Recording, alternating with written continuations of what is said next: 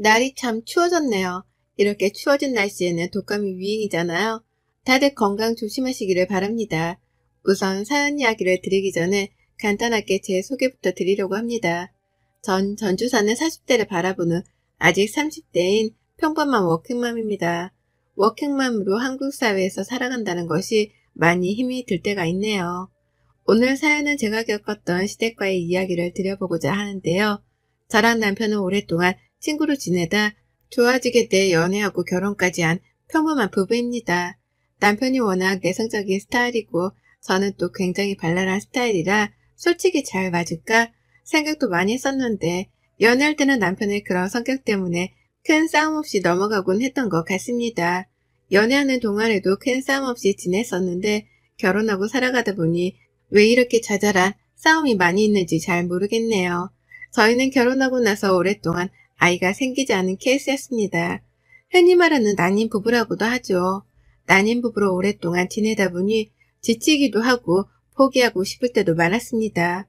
그럴 때마다 남편과 저는 아이를 너무 좋아했기에 서로 위로를 건네며 그렇게 지내왔던 것 같습니다. 1차, 2차, 3차 인공수정에 실패하면서 이번에 마지막으로 해보자 했던 도전에 우리 천사 같은 아들이 찾아왔습니다. 너무나 기뻤고 오랫동안 다니던 회사에 휴직계를 내면서 임신 기간 동안 좋은 거, 좋은 음식에 태교에만 집중하면서 지내왔습니다.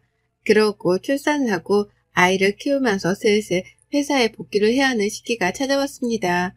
처음에는 아이 때문에 회사를 그만둘까도 생각했지만 남편도 그렇고 주변에서도 지금까지 쌓아온 커리어가 너무 아깝다고 특히 남편이 좋아하는 일을 포기하지 않았으면 좋겠다고 해 남편이 저 대신 육아휴직을 쓰고 제가 복귀를 했으니까요. 오랜만에 회사에 가서 있다 보니 참 좋더라고요. 아이를 키우는 일도 참 행복하지만 또 제가 좋아하는 일을 하고 있으니 그것 또한 행복했습니다. 그렇게 남편의 육아휴직도 끝나고 이제 아이도 어느 정도 커서 유치원을 종일반으로 바꾸면서 육아를 하게 되었습니다. 그때부터 워킹맘으로 살아간다는 게 어떤 건지 알기 시작했네요. 육아도 하고 일도 잘 해내려니 저도 갑자기 출산 후에 안 오던 육아 우울증이 오더라고요. 육아 우울증이 오면서 남편이 한 번은 저에게 물어보는 거예요. 자기가 너무 힘들면 우리 엄마한테 와서 애기 봐달라고 하면 어떨까? 용돈도 드리고 라고 하더라고요. 시댁과 저희 집은 거의 1시간 이내 거리에 살고 있어서 그건 좀 힘들 거라고 생각했는데 저희 친정은 아빠가 아프셔서 엄마가 아이를 받을 수 없는 상황이라 시어머니가 그나마 가장 유력했거든요. 그래서 고민 끝에 이번에 전세 계획이 끝나면서 시댁 근처로 이사를 하고 시어머님이 저희 아이를 봐주기로 하셨습니다. 저는 시어머니랑은 그렇게 친한 편은 아니었어요. 남편의 집은 시어머님, 남편의 누나, 저한테는 형님이죠. 다 근처에 살고 있어 시어머님이 형님네 애들도 어릴 때 자주 봐주곤 했다고 하길래 그렇게 하는 게 둘 다 나을 것 같아 시댁 근처로 거처를 옮겼습니다. 다행히도 아이가 할머니랑 잘 있어서 시어머니가 도와주니 또 굉장히 육아하는 면에서 편하긴 하더라고요. 아침에 제가 아이를 유치원에 보내면 어머님이 오후에 픽업해서 간식 먹여서 학원 보내시고 학원에서 오면 씻기고 저녁까지 다 해서 먹여놓으시더라고요. 그러니까 저나 남편은 편하게 집에 와서 있을 수 있어 시댁 근처로 오길 잘했다는 생각이 들기도 하였습니다. 시댁이 어렵다는 생각을 굉장히 많이 했는데 이번 계기로 이렇게 잘 지내니까 왜 진짜 그러지 못했지? 라는 생각도 들었습니다. 그래서 소정의 용돈으로 드리던 어머님에게는 아예 살림까지 해주고 있어 거의 월급 형태로 돈을 드리게 되었습니다. 그렇게 돈을 드리면서 죄송했지만 저희 집 저녁까지 늘 챙겨주시고 저도 그럴 때마다 더욱 잘해드리려고 노력했는데요. 주말이면 어머님 모시고 나가서 쇼핑이나 외식도 늘 같이 했고요. 어디 친구분들이랑 놀러 가신다고 하면 용돈도 정말 많이 드릴 정도로 저도 제 성의 표시, 마음 표시를 했죠. 또 형님도 아이가 둘이 있는데 초등학생들이라 저희 아이와 굉장히 잘 놀아주기도 하고 그러길래 저는 모든 게 지금 다 완벽하다고 생각했던 것 같습니다. 그리고 어머님이 저희 아이를 봐주신 지 한 1년이 다 되어갈 때였을까요? 제가 친정아빠가 아프셔서 남편이랑 며칠 갔다 와야 하는 상황에서 시어머님이 아이를 데리고 며칠 계셔주셨는데 와서 보니 집이 엉망진창이더라고요. 아이는 멍하니 TV만 보고 있고요. 그래서 이럴 일이 없는데 왜 그러지 싶어 여쭤봤더니 몸이 편찮으셔서 그랬다고 하시더라고요. 그래서 괜히 다녀왔구나 싶어가지고 죄송했습니다. 너무 죄송해서 어머님께 요새 몸이 많이 안 좋으신 것 같아서 보약을 한 채 지어드린다고 했어요. 그리고는 한의원에 가서 보약을 정말 좋은 약재로해서 지어드리기도 했습니다. 근데 그때부터 이게 저의 괜한 생각이었을까요? 생전 잘 안 아프던 아이는 한 달에도 몇 번씩 감기에 걸리고 몸이 많이 약해졌더라고요. 그리고 영유아 검진 날이라 검진을 했는데 작년에는 또래에 비해 큰 편이라고 했는데 이번 년에는 작년보다 성장이 잘 되고 있지 않다는 말을 들으니 어머님이 밥도 잘 해주실 텐데 얘가 밥을 잘 안 먹나 싶어가지고 어머님께 여쭤봤어요. 어머님, 저희 애기 혹시 밥 요새 잘 안 먹나요? 아니, 밥 2그릇씩 싹싹 먹지. 근데 영유아 검진 갔는데 성장이 좀 더디다고 그래서 걱정이 되네요. 그랬니? 더 식단에 신경 써야겠다. 감사합니다. 그 뒤로도 아이가 조금씩 미세하게 달라졌다는 생각이 들었습니다. 하지만 아이들이 커가면서 성장은 어느 정도로 멈출 수도 있다고 하니까 너무 조급하게 생각하지 말자라고 생각했죠. 주말에는 아이의 키와 체중을 더 높이기 위해서 고기부터 아이가 먹고 싶은 음식이나 간식들은 꽉꽉 냉장고에 채워두고 어머님께 일주일에 몇 번씩은 꼭 고기랑 야채 같이 주셨으면 좋겠다고 부탁까지 간곡히 드렸습니다. 그리고 나서도 어머니께 드리는 생활비 이외에도 제가 다 따로 음식 재료들은 사서 넣어드렸는데요. 또 독감 맞을 때 저는 병원에 전화해서 웬만하면 수입산으로 돈 주고 맞추려고 생각해서 이번에도 소아과에 전화를 다 돌린 후에 맞고 싶은 독감이 있어 이걸로 꼭 맞춰달라고 하고 돈도 따로 챙겨서 드렸습니다. 아이가 예민한 편이라 접종하고 나면 꼭 열이 나는데 그 백신 약은 열이 안 나서 꼭 그 백신 약으로 맞추려고 하거든요. 그리고 백신을 맞추고 나서 저녁에 아이에게서 갑자기 열이 펄펄 나는 거예요. 너무 걱정이 돼서 왜 매번 맞는 약으로 했는데 그랬을까? 어머니께 여쭤보니 똑같은 약이고 적어준 대로 했다고 하시길래 저는 당연히 그런 줄 알았습니다. 아이가 자꾸만 잔병치레도 많아지고 그래서 회사에 양해를 구한 후 한 보름 정도 연차와 월차를 끌어다가 다 쓰고 쉬기로 했습니다. 다행히도 오랫동안 다니던 회사라 양해를 해주셔서 한 보름 정도는 아이랑 함께 시간을 보내기로 했는데요. 어머님도 그동안 아이를 계속 봐주셔서 자기 시간이 없으신 걸 알기 때문에 이번에 제가 쉬면서 휴가 좀 갔다 오라고 제주도 왕복 여행 티켓도 끊어드렸어요. 친구분들이랑 한 5일 정도 다녀오시라고 숙소도 다 예약해드리고요. 그리고 아이를 온전히 제가 케어하니 아이에게 미안하기도 하고 잘 못해준 것만 같은 생각에 쉬는 동안은 아이한테만 온전히 마음을 쓰면서 지냈습니다. 그러다 아이에게 엉덩이 쪽이 발진이 나서 소아과에 다녀올 일이 있었습니다. 소아과에 가서 진료를 보고 나오면서 친한 간호사 선생님이 있으셔서 선생님, 이번에 우리 아이가 백신 맨날 맞는 걸로 했는데 갑자기 접종열이 나더라고요. 그래서 엄청 애가 고생했는데 다시 독감 접종하기 너무 두렵더라고요. 라고 말씀드리니 그러냐면서 그럼 혹시 다른 거 맞은 건 아닌지 확인해 보겠다고 하는데 선생님이 그러시는 거예요. 어머님, 아기가 맞았던 백신이 아닌데요. 이번에는 무료 독감 맞으셨네요. 네? 아니에요. 제가 분명히 그 독감이 부작용이 덜해서 그걸로 찾아봐서 맞췄는데.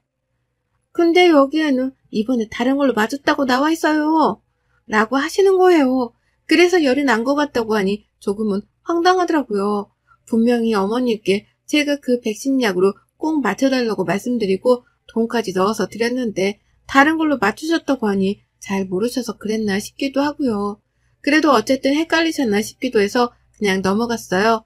근데 유치원에 학부모 상담이 있어서 가서 상담을 하는데 선생님이 정말 제가 생각하지도 못한 이야기를 꺼내더라고요.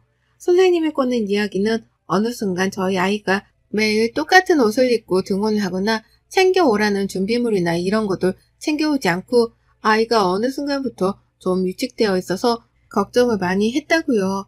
근데 이런 이야기들이 다 처음 듣는 거라 머리를 망치로 맞은 기분이었습니다.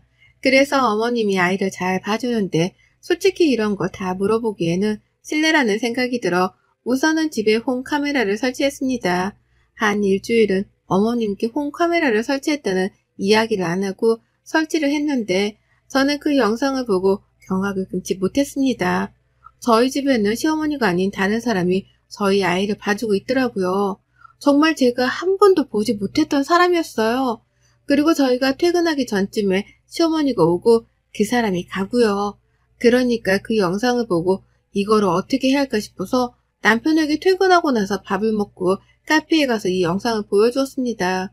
남편은 그 영상을 보더니 아무 말도 안 하고 갑자기 울더라고요. 그러더니 저에게 남편이 해주는 말은 너무 충격스러워 말을 하지 못했는데요. 여보, 미안해. 사실 지금 어머님 진짜 엄마는 아니야. 아빠가 나 어릴 때 재혼했던 새어머니야. 근데 자기한테 말 안 한 건 엄마가 어릴 때 나를 키우기도 했고 나도 진짜 엄마처럼 알고 살았기 때문에 그런 말을 하는 거를 원치 않으셔서 말을 못했어. 엄마가 왜 그런 행동을 한지는 모르겠는데 이대로 용서할 수는 없을 것 같아. 라고요. 시어머니는 남편의 새어머니였고 우선 시어머니에게 이 이야기를 하기 전에 우리 집에 오는 그 사람을 먼저 만나야 할 것 같았습니다. 또 홈카메라로 보았을 때 시어머니가 나가고 그 사람이 집으로 들어와서 집안일을 하길래 바로 집으로 들어갔습니다. 저를 보고 갑자기 놀라더군요. 그래서 제가 누구세요? 라고 하니 아무 말도 못하는 거예요. 근데 심지어 그 사람은 한국 사람도 아닌 조선족 사람이었습니다. 한국말이 서투른 것 같아서 어떻게 된 거냐고 물으니 자기는 그냥 아이 봐주는 거랑 집안일 하는 걸로 취업을 한 거고 돈은 얼마를 받냐고 물으니 제가 어머니께 드리는 4분의 1도 안 되는 금액을 주고 있더라고요. 어머님은 저에게 생활비를 받고 그 생활비에서 조금 떼어 그분께 드리고 제가 집에 들어오면 자기가 있는 척 했던 거더라고요. 처음부터 그랬던 건 아닌 것 같고 한 반년 정도 그랬다고 하더라고요. 그 사람이랑 이야기했던 것들을 다 녹화하고 홈카메라에 있었던 영상들도 확보하고 어떻게 말을 해야 할까 고민하다가 홈카메라로 둘이 바꾸는 순간에 제가 집 앞에 서 있었습니다. 시어머니는 놀라 저보고 언제 왔냐고 말하길래 자기가 아파서 아이를 봐줘야 하는데 못 그래서 친구에게 잠깐 부탁을 했다는 변명을 하시길래 알겠다고 하고 우선 그분은 보내고 거실에 앉아 그분과 대화한 녹음 내용들과 영상들을 제가 다 보여드렸습니다. 처음에는 계속 변명만 하시더니 그 영상과 내용들을 보니 갑자기 눈물을 뚝뚝 흘리시더라고요.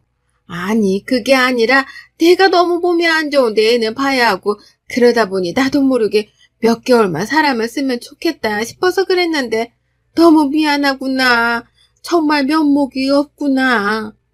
라고 하는 어머님께 드린 생활비 카드 내역을 다 보여드렸습니다. 제가 어머님이 집안 살림을 다 해주셔서 생활비 외에도 카드를 드렸는데 그 카드는 문자를 뜨게 제가 안 해놓았다고 편하게 쓰셔도 된다고 말씀을 드렸던 적이 있는데 그게 남편이 해놓은 줄 알고 아예 그 생활비 카드라고 드린 명목에 마트를 몇 번 잊지도 않고 뭐 놀러간 흔적들이 굉장하더라고요.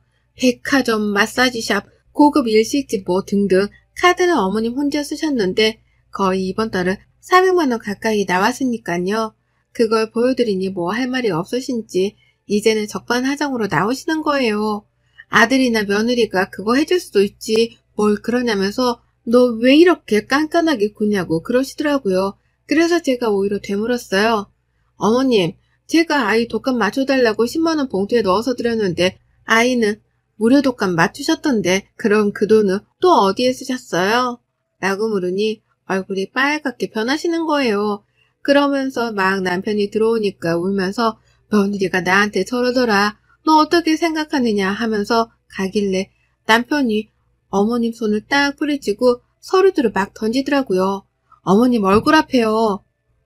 여기서 엄마라는 말 한마디만 더 했다가는 정말 가만히 안 놔둘 테니 알아서 해요. 이 서류들 지금 보세요. 그 서류들을 저도 보는데 남편네 저희 시아버지죠. 시아버지가 남편 앞으로 결혼할 때 거기서 살라고 해주신 게 있었는데 돌아가실 때 그 이야기를 시어머니가 듣고 남편 앞이 아닌 자기 앞으로 해놔서 거기에서 월세 받아서 쓰고 있었더라고요. 남편한테 아무 말도 없고요. 그러니까 남편이 어느 정도 짐작은 했는데 그래도 그것도 다시 찾아오려고 소송을 걸고 아버님이 그거에 대해서 쓰고 가신 게 있었는데 아프실 때 명의를 시어머니가 몰래 변경해 놓은 그런 것도 포착되어서 변호사 선임해서 소송할 거라고 이야기하더라고요. 그때서야 그 시어머니는 자기의 상황을 인지했는지는 모르겠지만 미안하다고 니네가 다 크면 주려고 했다. 이런 말도 안 되는 소리를 했지만 남편은 정말 처음으로 시어머니에게 소리를 고래고래 지르면서 말도 안 되는 소리 하지 마시고 지금까지 월세 받은 돈 다 토해내고 저희한테 생활비 받아간 거 6개월치도 다 토해내셔라. 사기죄로 들어가서 남은 인생 감방 사시려고 생각하시는 거 아니라면 제가 이야기했던 것들 다 지켜서 하라면서 빼곡하게 적어서 주더라고요. 시어머니는 어떻게 이럴 수 있냐면서 막 난리치고 남편은 더 이상 한마디만 더 하면 남아있던 정도 정말 없어질 것 같으니 준비 다 되시면 말씀하셔라 라고 했습니다. 그 뒤로 시어머니는 저에게도 전화와서 설득하라고 문자도 보내셨지만 다 씹고 남편 앞으로 있었던 아파트 명의는 남편으로 바꾸고 월세 받은 돈은 지금 없다며 배째라는 식이네요. 그래서 결국에는 변호사 선임해서 소송으로 가기로 했어요. 몇 달 정도를 소송한 결과 남편 쪽이 더 유리해 승소했고 시어머니라고 하고 싶지도 않네요. 근데 소송하면서 나오는 것들은 지금까지는 아무것도 아닌 일들이 많았습니다. 시어머니는 재혼해서 아버님 몰래 자기 앞으로 해놓은 것도 많았고 심지어 자기 딸 앞으로도 명의 변경해놓은 것도 나왔어요. 아버님이 아플 때 다 자기가 몰래 그렇게 진행시킨 것들이 많았더라고요.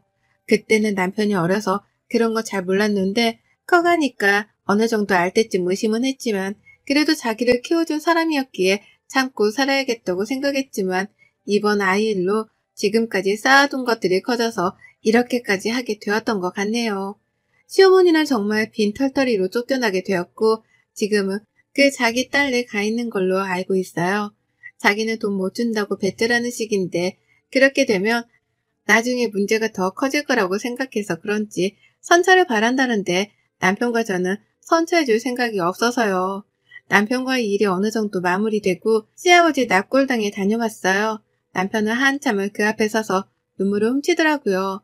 그리고는 자기를 낳아준 엄마를 한번 꼭 만나고 싶다고 저에게 이야기하길래 저는 당신이 괜찮으면 한번 꼭 찾아보라고 해서 이번에 수소문 끝에 남편은 이제 정말 친어머니를 만나게 되었습니다. 저는 안 나가고 남편만 갔다 왔는데 시아버지가 젊은 적에 바람이 나서 새어머니를 만난 거였습니다. 그래서 아이만이라도 자기가 키우겠다고 했는데 시아버지가 그건 절대 안 된다고 해. 그때는 어머님이 힘도 없고 돈도 없어서 데려오지 못해서 늘 몰래 가서 남편을 보고 왔다고 했나봐요. 그러다가 그 새 시어머니가 남편네 친어머니한테 다시 찾아오지 말라고 그게 더 아이한테 상처 주는 일이라고 해서 그 다음부터는 보고 싶은 마음도 남편을 위해 늘 안고 사셨다고요. 그리고 더 놀라운 사실은 저희 결혼식에 오셨대요. 잠깐이었지만 결혼한다는 소식을 듣고 안 올 수가 없어서 어두울 때 보고 가셨다고 하시더라고요. 얼마나 마음이 아프셨을까요? 남편은 그 과거를 다 알고 나니 엄마를 부둥켜 안고 한참 울었다고 하더라고요. 저희 남편 참 불쌍한 인생을 살았네요. 이번에 저도 정말 시어머니를 만나 아이와 남편과 함께 배웠는데요. 한눈에 봐도 어머님과 남편이 닮아있는 게 보여서 정말 울컥했네요. 저희 아이를 보고 어머님은 너무 예쁘다고 이런 시간이 올 줄 몰랐다고 하시는데 서로 오해가 있어 먼 길을 돌고 돌아서 만난 모자의 인연이 안타깝기도 하고 이제 남편도 어머님도 행복하게 지내시길 바라는 마음에 저희 가족 이야기를 사연으로 보내보았습니다. 그럼 새엄마였던 시모는 어떻게 되었냐고요? 법원에서 이야기했던 금액 모두 상환하느라 아버님이 그 새엄마였던 시모에게 마지막으로 남겨주신 아파트까지 팔아서 받았습니다. 그래서 지금은 갈 곳이 없어 아직도 딸네 집에 얹혀 사는 것 같아요. 돈도 다 잃고 자식도 잃고 며느리도 잃었네요. 그분은 그래도 남편은 자기를 지금까지 키워줬기 때문에 더 이상은 가지 않을 거라고 나중에 술 한잔 먹으며 이야기를 꺼내더라고요. 그리고 시댁 근처에 살았던 저희는 다시 원래 살던 곳으로 돌아와 새로운 삶을 시작했습니다. 이번에는 아이를 위해서 제가 회사에 휴직계를 낼 수 있어 휴직계를 내기로 했고, 주말에는 남편과 시어머님과의 만남이 있어 만나서 맛있는 음식도 먹고, 이번에 어머님 생신이라 처음으로 가족 다 같이 제주도에 놀러 가기로 했네요. 다시 시작하는 저희 가족에게 많은 응원을 부탁드리겠습니다. 여러분의 생각은 댓글로 남겨주세요. 오늘도 시청해주셔서 정말 감사합니다.